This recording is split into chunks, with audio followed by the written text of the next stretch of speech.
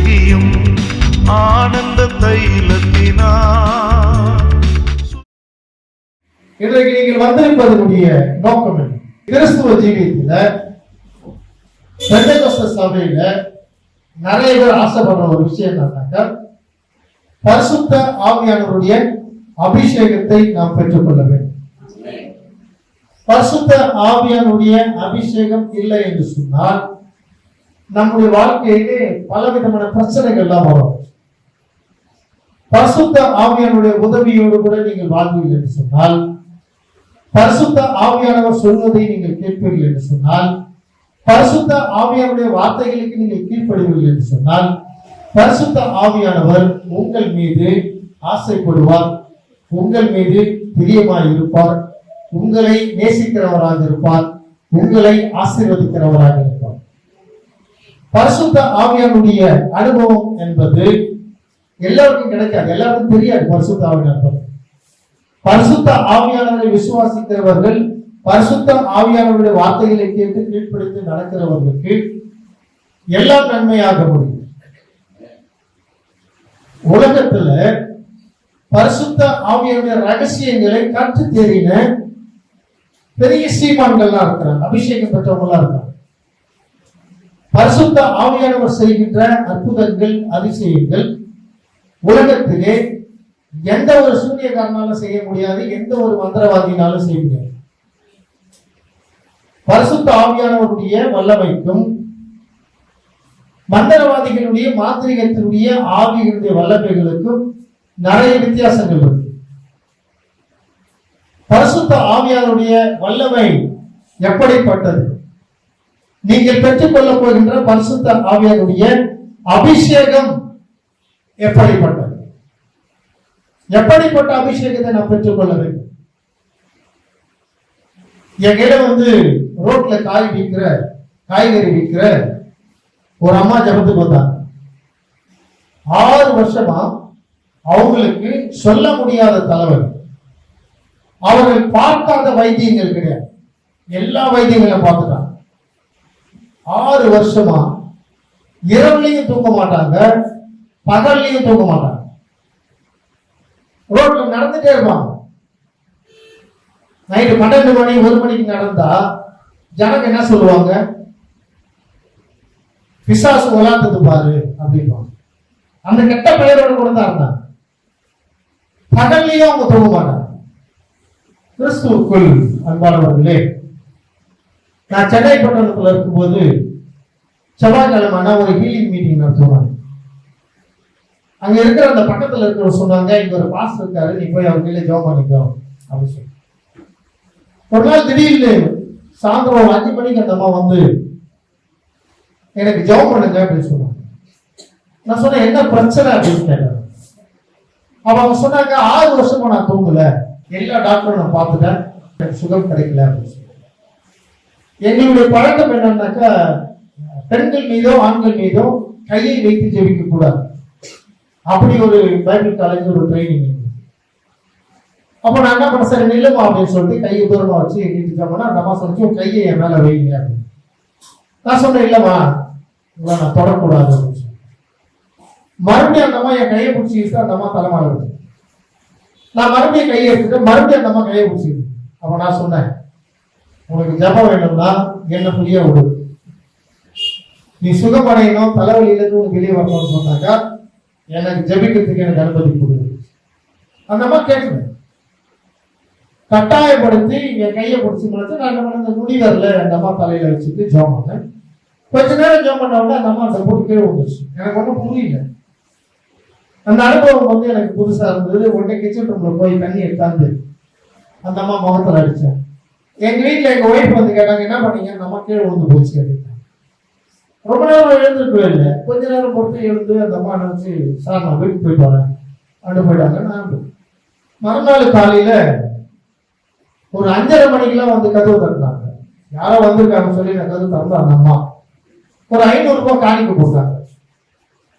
அப்ப நான் கேட்டேன், என்னம்மா அப்படின்னு. பாஸ்டர், நேற்று ஈவினிங் நீங்க எனக்கு ஒரு 5:30 நீங்க ஜாப் பண்ணீங்க. நான் வீட்டுக்கு போனேன், வீட்டுக்கு போய் நான் படுத்தேன், காலையில 5 மணிக்கு எழுந்த நேரம் உங்களால தான் நான் வந்தேன். 6 வருஷத்துக்கு அப்புறம் ஒரு நல்ல தூக்கத்தை கர்த்தர் எனக்கு கொடுத்தார். அதற்கு காரணம் நீங்கள் ஏறெடுத்த ஜபம் எனக்கு தலைவலியை விரட்டி அடித்தது.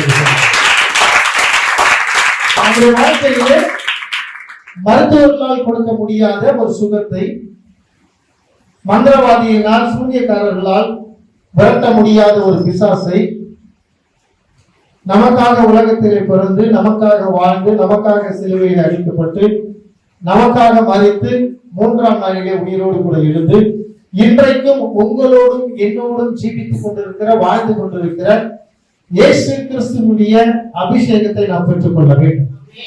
அவர் கொடுக்கின்ற வல்லமையின் அதிகாரத்தின் பரிசுத்த ஆவியானவருடைய அபிஷேகத்தை நாம் பெற்றுக் கொள்ள வேண்டும். ஒரு முறை இயேசு இந்த எரிகோ பட்டணத்திலிருந்து ஒரு தெருவில் நடந்து போயிட்டு இருக்கிறார். பர்த்திமேயு என்ற ஒரு குருடன், பிறப்பில் இருந்தே அவன் குருடனா இருந்திருக்கிறான். இயேசு இந்த பக்கமாக போவார் என்று கேள்விப்பட்டு, தாவீதின் குமாரனாகிய இயேசுவே எனக்கு இறங்கும் என்று சொல்லி அவன் இயேசுவை நோக்கி கூப்பிட்டான். கிறிஸ்துவுக்குள் அன்பானவர்களே, அவனுக்கு கண் பார்வை கிடையாது.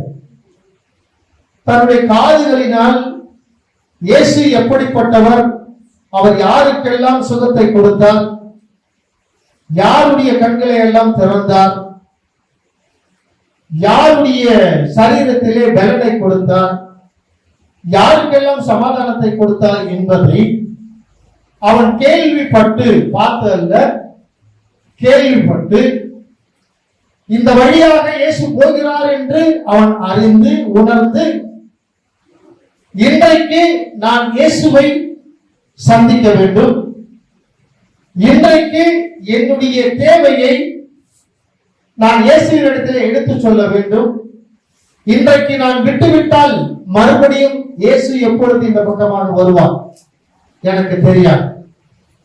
எனவே இயேசு என் அருகே வரும் பொழுது கண்டிப்பாக நான் அவரோடு கூட பேச வேண்டும் என்று சொல்லி தீர்மானமாக 2 முறை இயேசுவின் பெயரை சொல்லி கூப்பிட்ட ஒரு குருடன்.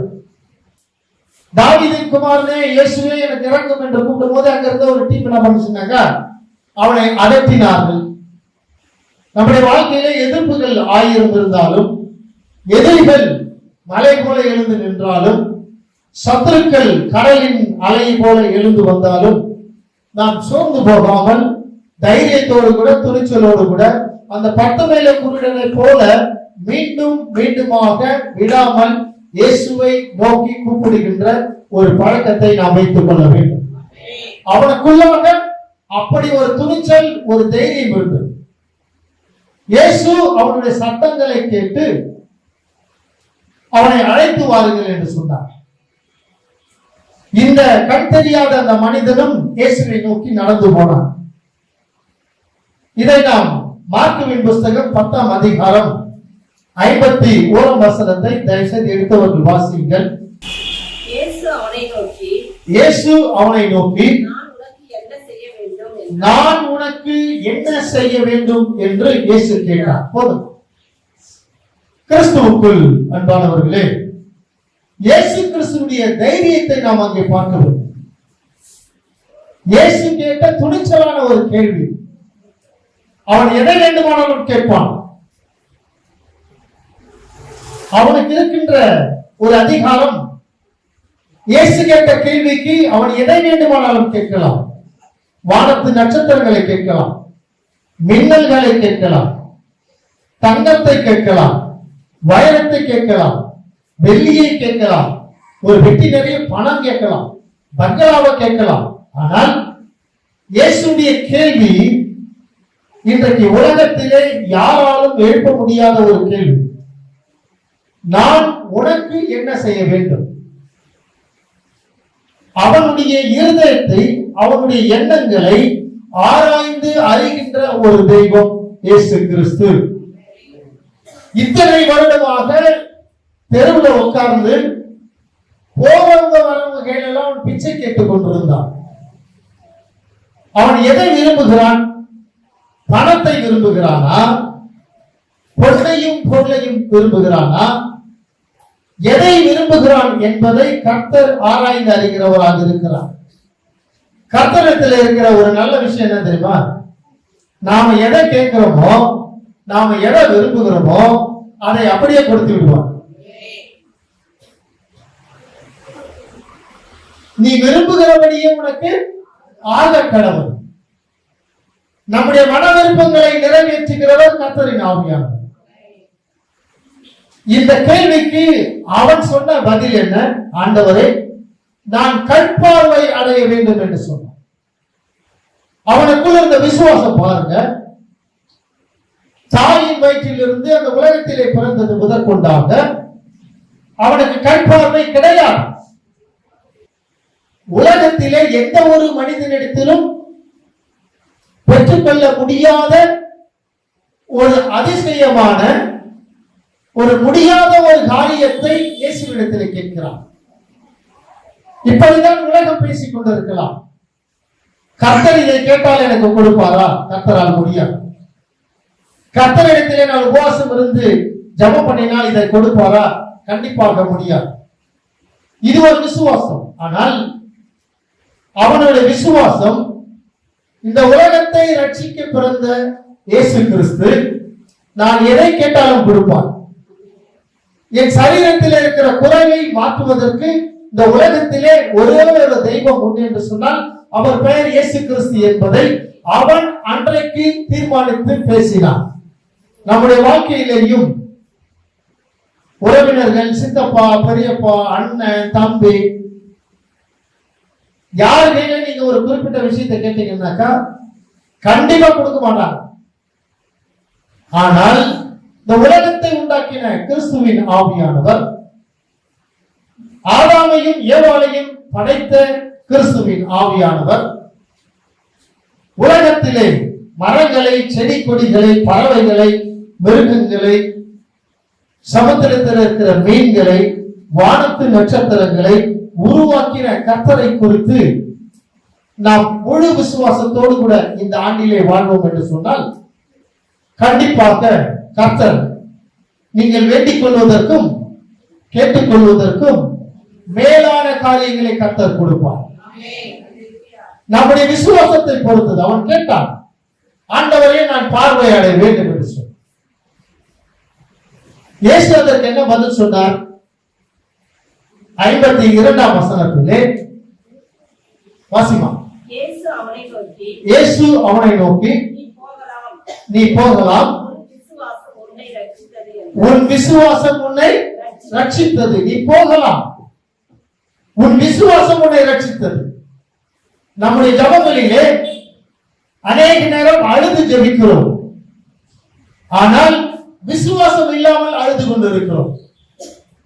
அநேக நாட்கள் உபவாசம் இருக்கிறோம், விசுவாசம் இல்லாமல் உபவாசம் இருக்கிறோம். அநேக நாட்கள் நேர்முட்டியிலே நின்று 2 கரங்களையும் வானத்துக்கு நேராக ஏறெடுத்து ஜபிக்கிறோம், ஆனால் விசுவாசம் இல்லாமல் ஜபித்துக் கொண்டிருக்கிறோம்.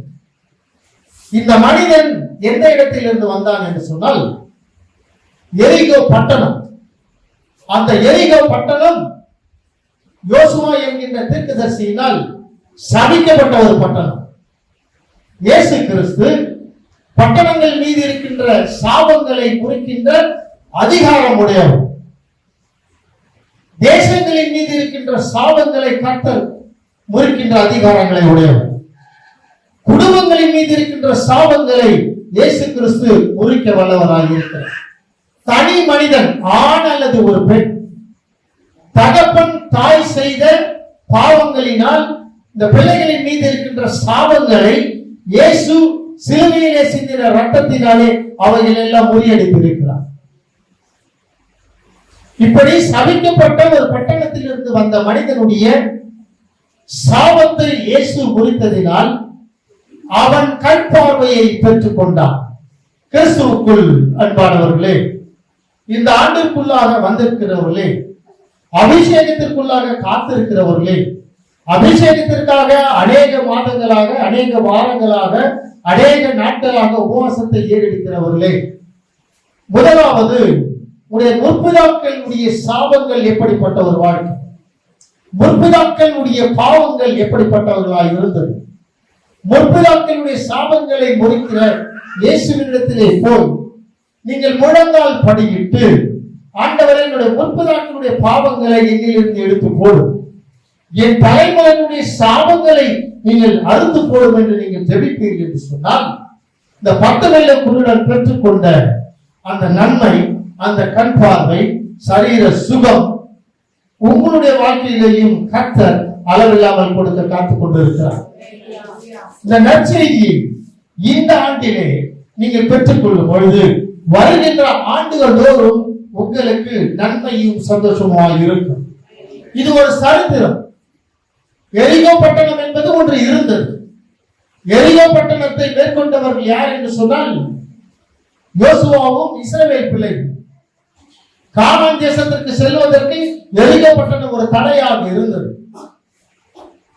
அந்த எரிகோ பட்டணத்தில் வாழ்ந்தவர்கள் பில்லி சூனிய மந்திரங்களுக்கு தன்னுடைய வாழ்க்கையை ஒப்புக் கொடுத்தார்கள். அந்த எரிகோ பட்டணத்தில் வாழ்ந்தவர்கள் உபச்சாரத்திற்கு தங்களை ஒப்புக் கொடுத்தார்கள். அந்த எரிகோ பட்டணத்தில் வாழ்ந்தவர்கள் இயற்கைக்கும் விக்கிரகங்களுக்கும் பேய்களுக்கும் பூதங்களுக்கும் தங்களுடைய காணிக்கைகளை படைத்தார்கள். எனவே நாம் சபிக்கப்பட்ட இடத்தில் பிறந்த இந்த 10 பேரும் அவருடைய சரீரத்திலே பிசாசுடைய குறைவு, பிசாசுடைய கட்டு அவனுடைய கண் பார்வையை தடுத்து போட்டது. இன்றைக்கும் உங்களுடைய ஆவியிலே அபிஷேகத்தை பெற்றுக் கொள்ள முடியாதபடி உங்களுடைய சரீரத்திலே பரிசுத்த ஆவியாருடைய பலனை பெற்றுக் கொள்ள கூடாதபடி, உங்களுடைய ஆன்மாவிலே கிறிஸ்துவை நேசிக்க கூடாதபடி அநேக தடைகள் இருக்கும் என்று சொன்னால், இந்த 10 வேலை குருடனை போல உரத்த சத்தமாய் விடாமல் உங்களை குறித்து அக்கறையோடு கூட நீங்கள் ஜெபிக்கும் பொழுது, கர்த்தர் உங்களோடு கூட பேசும் பொழுது, கருத்தான வார்த்தைகளை சொல்லி ஆண்டவரோடு கூட பேசி நீங்கள் பெற்றுக்கொள்ள வேண்டியதை இயேசுவினிடத்திலே பெற்றுக் கொள்ளுங்கள். அப்படிப்பட்ட கிருபைகளை, அப்படிப்பட்ட ஞானத்தின் பரிசுத்த ஆவியினுடைய அபிஷேகத்தை கர்த்தர் இன்றைக்கு உங்களுக்கு தர போகிறார். ஹல்லேலூயா, ஹல்லேலூயா, ஹல்லேலூயா. இரண்டாவதாக 18 வருடமாக சற்றும் நிமிரக்கூடாமல் இருந்த ஒரு பெண்ணை குறித்து நாம் பார்க்கலாம். லூக்காவின் புஸ்தகம் 13ஆம் அதிகாரம் 11ஆம் வசனம். அப்பொழுது 18 வருஷமாய் பலவீனப்படுத்தும் ஆவியை கொண்ட ஒரு ஸ்திரீ அங்கே இருந்தாள். போதும். முதலாவது நாம் பார்த்தோம் குடும்பத்தினுடைய சாபங்கள், பட்டணத்தின் மீது இருந்த ஒரு சாபம், சரீரத்திலே நோய்களை பலவீனங்களை கொண்டு. இந்த லூக்கா 13:11 18 வருடமாக பலவீனப்படுத்துகின்ற ஒரு அசுத்த ஆவி, ஒரு பிசாசு ஒரு பெண்ணுக்குள்ளாக 18 வருடமாக சற்றும் நிமிரக்கூடாதபடி அவருடைய முதுகை, அவருடைய அந்த பெண்ணினுடைய இடுப்பு பகுதியை கட்டி வைத்திருந்தார். பிசாசுடைய அதிகாரங்கள் இன்றைக்கு இருக்கின்ற சபைக்குள்ளாக இருக்கின்ற சில ஆவிக்குரிய கண்களை திறக்கக்கூடாதபடி மனித சரீரங்களிலே பலவிதமான பலவீனங்கள். உட்கார்ந்தா எழுந்துக்க முடியாது, எழுந்தா உட்கார, நடந்தா உடம்பெல்லாம் தடுத்து ஆடு தூங்குவான், தூங்குனா எருமமாடா தூங்குவான், தூங்குனா பாம்பு என்ன துரத்து தூங்குவான், விடிகாலையில பாத்தீங்கன்னா குரங்கு என்ன துரத்து தூங்குவான். இவைகளெல்லாம் மனிதனுக்குள்ளாக சில விதமான பிசாசினுடைய சாத்தானினுடைய கிரியைகள். சபைக்குள்ளாக ஜெப ஆலயத்திற்குள்ளாக இயேசு வந்த பிறகு அவருடைய அபிஷேகத்தினுடைய வெளிப்பாடு, அபிஷேகத்திற்காக காத்துக் கொண்டிருக்கிறவர்களே, ஒரு ஆணுக்குள்ளாக, ஒரு பெண்ணுக்குள்ளாக, ஒரு வாலிபனுக்குள்ளாக, ஒரு வாலிப ஸ்திரீக்குள்ளாக எப்படிப்பட்ட ஆவிகள் இருக்கிறது என்பதை பகுத்தறிவதற்கு நமக்கு அபிஷேகம் வேணும். உங்களுக்குள் பரிசுத்த ஆவியானவர் இருந்தால் உங்கள் சத்துருக்களை நீங்கள் கண்டுபிடிக்க முடியும். உங்களுக்குள் பரிசுத்த ஆவியானவர் இருந்தால் உங்களுக்குள் இருக்கின்ற நண்பர்களுக்குள் இருக்கின்ற உங்கள் குடும்பத்திலே இருக்கின்ற பலவிதமான பிசாசினுடைய அடையாளங்களை உங்களால் கண்டுபிடிக்க முடியும். அதைதான் இயேசு இந்த ஜெப ஆலயத்திற்குள்ளாக வந்தவுடனே அந்த பெண்ணை அழைத்து அந்த பெண்ணின் மீது கையை வைத்து நீ விடுதலை ஆனாய் என்று சொல்லுவார். 18 வருடமாக அந்த பெண்ணுக்குள்ளாக இருக்கின்ற அந்த பலவீனப்படுத்துகின்ற ஆவியை இயேசு கிறிஸ்து கண்டுபிடித்தார். அது எப்படி முடியும்? ஆவியை அறியும். பரிசுத்த ஆவியானவருக்கு விரோதமாக இந்த உலகத்திலே எந்த மாயமான மந்திரங்களும் கிடையாது, சூன்யங்களும் கிடையாது. பரிசுத்த ஆவியானவருக்கு விரோதமாக குறி சொல்லுகிற ஆவிகளும் பரிசுத்த ஆவியானவர் மேற்கொள்ள முடியாது. கர்த்தரின் ஆவியானவர் எங்கேயோ அங்கே விடுதலை உண்டு.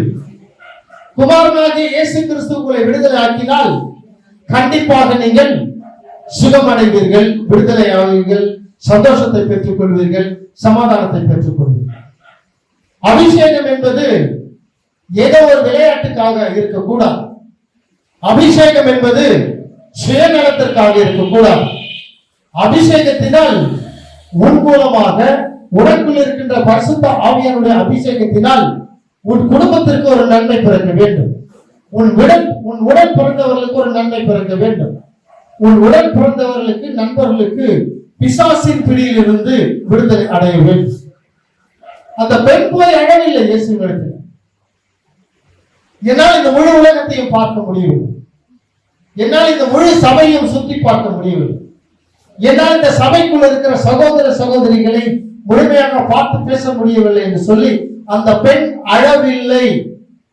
சபையில் இருக்கிற மூப்பர்கள், சுவிசேஷகர்கள், சங்கீதம் தியானம் பண்ணுகிறவர்கள், ஜப வீரர்கள் யாரும் அந்த பெண்ணை இயேசுவிடத்தில் அழைத்துக் கொண்டு போகவும் இல்லை. இயேசு அந்த ஜெப ஆலயத்திற்குள்ளாக வந்த உடனே அந்த பெண்ணை அழைக்கிறார். அந்த பெண்ணின் மீது கையை வைத்து ஒரு வார்த்தையை சொல்லுகிறார்.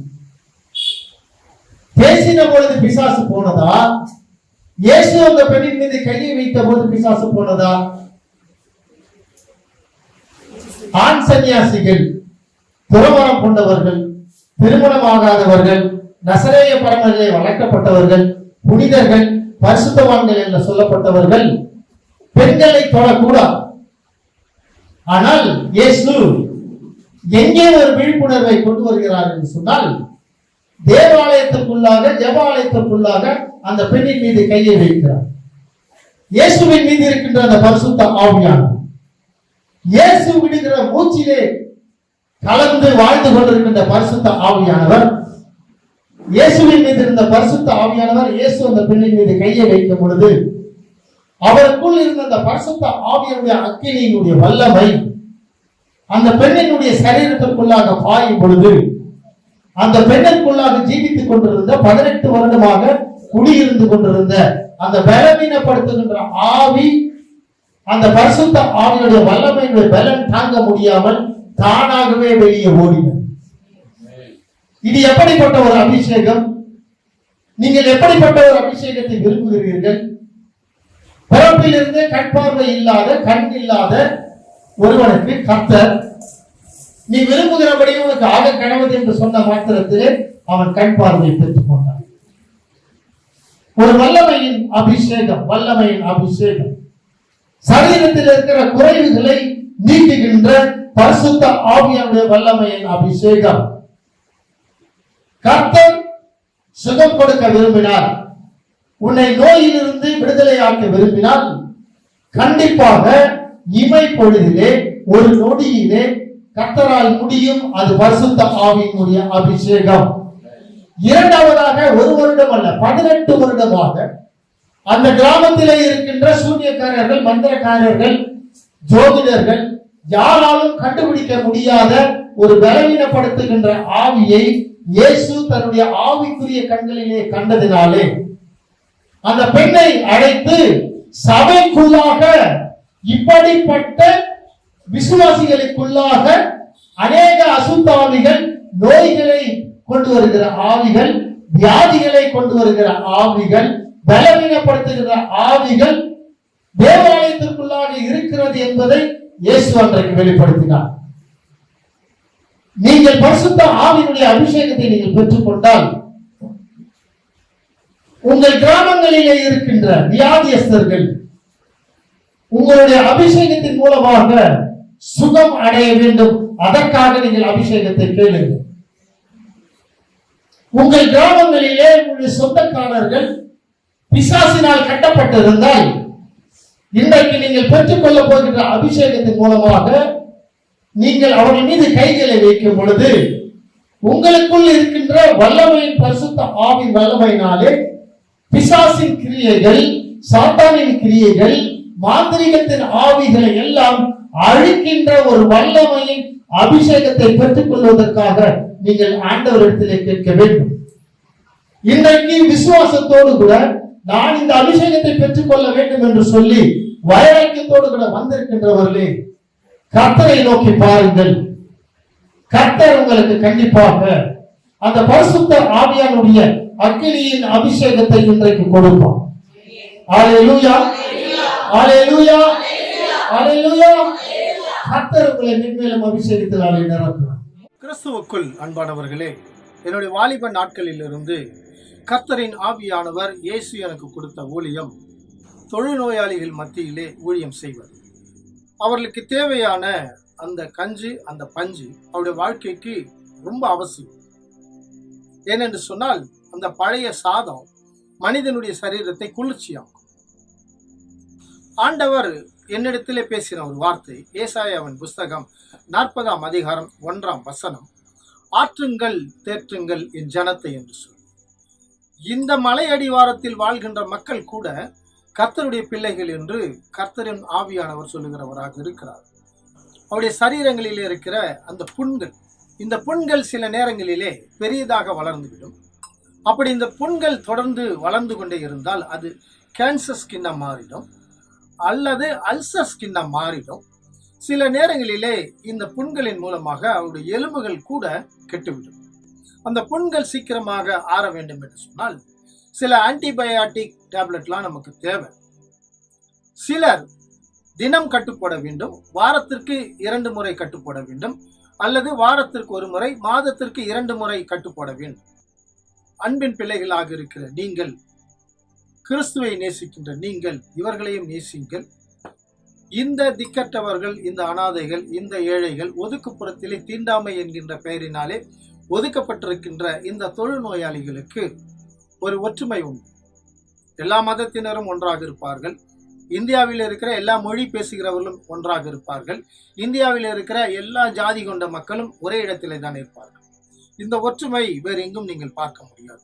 ஊர் என்றும் காலனி என்றும் பிரிந்திருக்கும். ஆனால் அங்கு அப்படி அல்ல, காலனி மட்டும்தான் அங்கு இருக்கும். எனவே நம்முடைய அன்பை பகிர்ந்து கொள்வது, நீங்கள் கொடுக்கின்ற பொருட்களை சுமந்து செல்வதற்கு, அவர்களுக்கு கொடுப்பதற்கு நான் காத்து கொண்டிருக்கிறேன். நீங்கள் பொருளாக வாங்கி அனுப்புங்கள். முடியாதவர்கள் நீங்கள் பணமாக அனுப்புங்கள். எங்களுக்கு கூகுள் பே இருக்கு, பேங்க் அக்கௌண்ட் இருக்கு, போன்பே இருக்கு. தயவுசெய்து நீங்கள் அவைகளிலே நீங்கள் அனுப்புங்கள்.